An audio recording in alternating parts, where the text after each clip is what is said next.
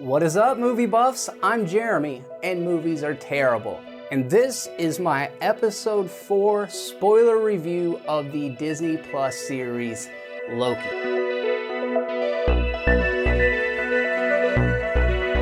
On this episode, there were a ton of major events that happened. If you have not seen the episode yet, do me a favor, head over and check that out, and then come back and watch this, because I'm talking to you as if you've seen it. And of course, if you don't give a shit, then, welcome to the conversation, but we are gonna talk about it with heavy spoilers. So here we go, man.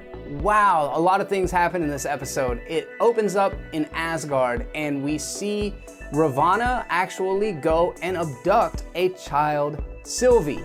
So Sylvie makes it to the TVA. Obviously, this is a terrifying place for a child. And the second she gets an opportunity to slip through the cracks, she steals one of those little transponder things and she takes off, and she's been in hiding ever since. And we cut back to Lamentis 1. Sylvie and Loki's relationship is continuing to blossom. As I mentioned in my reaction, Loki is such a narcissist that of course he's gonna fall in love with a female version of himself, and then Mobius actually addresses it a little bit later on in the episode. Both Loki and Sylvie have been captured by the TVA, so that brings the series back to the things that I really liked about the first 2 episodes, and I had some critiques of the 3rd episode, but I am happy to report that I really feel that the show is back on track. It was really playing to its strengths in this particular episode, and it reveals a lot of the motivations for several of the key characters. It also shows that the variant that gets enchanted by Sylvie, they kill her, and they say that it's because she went crazy, but we know that it's because she knew too much, so she became a liability.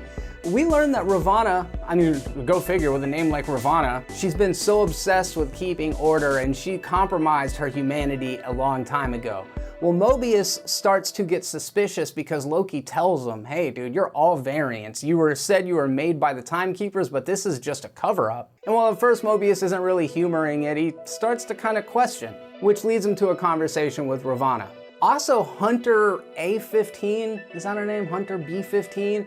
She's starting to realize that there's something rotten going on here, so she's starting to get woke to what's happening, and this leads her kind of on her little personal journey for truth. So the cracks in the sheen are starting to show. At one point, Mobius, frustrated with Loki, ends up putting him in a time loop to a time when he's getting repeatedly punished by a very familiar face to the MCU, and one that it was good to see because it's been quite a while.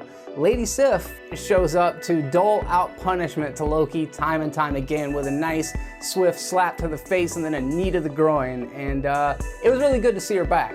And she's not the only cameo that we actually get in this episode, because there is a post-credit scene, and I was like, oh, this doesn't mean a whole lot to me, but I like Richard E. Grant, so that's cool.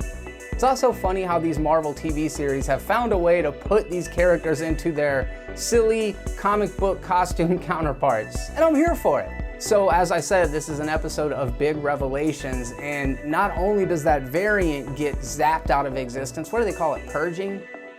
Whatever they call it, they end up doing it to Mobius. And you're like, oh fuck, Mobius is gone, dude. He was like the best part of the show. He was so good.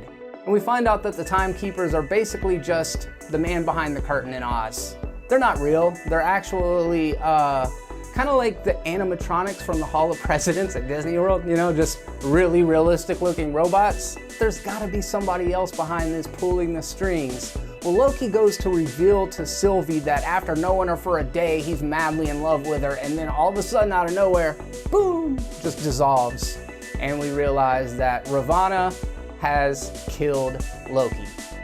Well, actually, he wakes up in the post-credit scene, so it immortalizes the words of Luke Skywalker and Matt from Matt Lane Fitness that no one's ever really gone. Don't worry about it, guys. By the end of episode 6, we're gonna get that shot of Owen Wilson cruising on his Sea-Doo jet ski with his long flowing gold hair looking like he's out of the movie Wedding Crashers. don't worry, these things are happening because nobody ever really dies. But that said, I really enjoyed this episode. I feel like it kind of started playing to its strengths again and keyed in on the things that I enjoyed the most about the series up to this point.